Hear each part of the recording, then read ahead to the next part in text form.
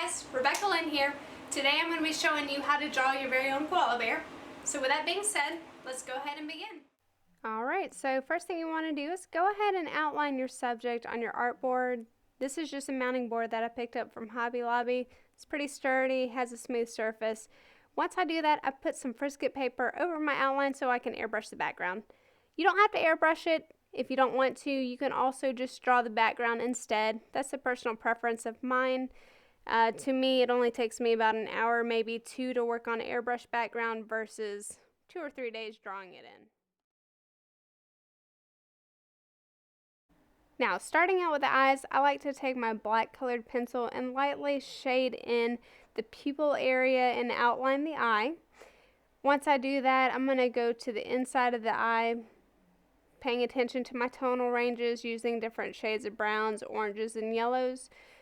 For this specific piece, I'm using walnut brown, terracotta, yellow ochre, raw umber, burnt sienna. And for the highlight of the eye, I like to use the sky blue, and I just build up my layers slowly. I'm making sure I'm not putting too much pressure all at once. In the eye alone, I've got at least 10 layers, if not more. And to kind of blend those out more, I use an ivory or a cream color.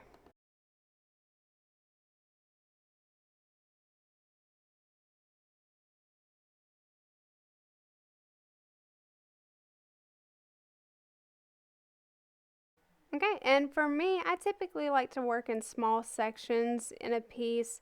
So I'll work on one section till it's at least 80–90% done before moving on to the next portion of the piece. That's just a personal preference of mine. I know a lot of other artists don't do that, which is fine. You gotta find what works best for you. So here I'm just lightly shading in some undertones of blue using my sky blue. And I'm also using a lot of gray shades of color, so my cool grays like 3, 4, and 5, and also my warm grays in some of the warmer tones, warm gray 1, 2, and 3. Now, when you're doing fur, you want to make sure you're drawing the fur in the direction that you see it in the reference photo, and also pay attention at the length of the fur also. That gives it more of that realistic quality. And be sure to just take it slow and build up your layers. Try not to rush it, because if you start putting too much pressure too fast, then you're not going to be able to add any more layers, and inevitably your piece is going to turn out a little flat. And also, if you're working in light layers, you can easily remove any mistakes you might make. I make plenty of them throughout every piece I do. So as you saw earlier, I took my kneaded eraser and actually kind of just lightly pressed against the paper, and that way I was able to lift up the pigment that I didn't want there.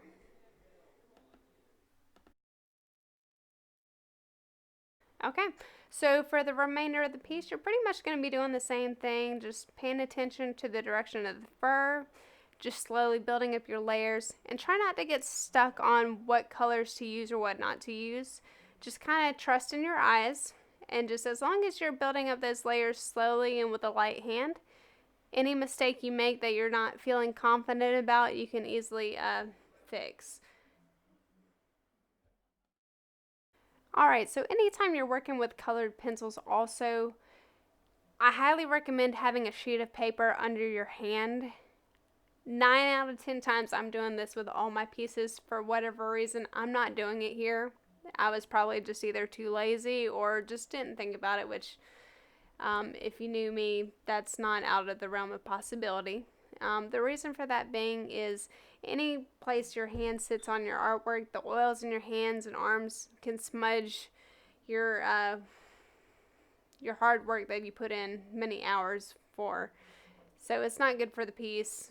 It's best to have something under your hand, so I would just keep that in mind also. Alright, so after I've gotten all my layers done and I'm happy with the piece, sometimes I'll take some mineral spirits, whether that's the Mona Lisa or Gamsol, and I'll just use just a tiny little bit on a paintbrush or even a Q-tip sometimes, depending on what I'm using it on, and just kind of slowly go throughout my piece with it. And what that does is that kind of melts all the pigment together so it blends it in nice and evenly. If you decide you want to add more layers after applying the mineral spirits, you can absolutely do that. One thing to keep in mind is you want to make sure your art paper is completely dry. If not, you run the risk of tearing your paper as you add those layers.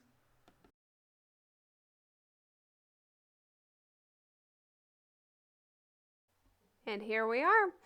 So if you like this video, please hit the subscribe button down below. Thanks again for watching and stay tuned for more videos.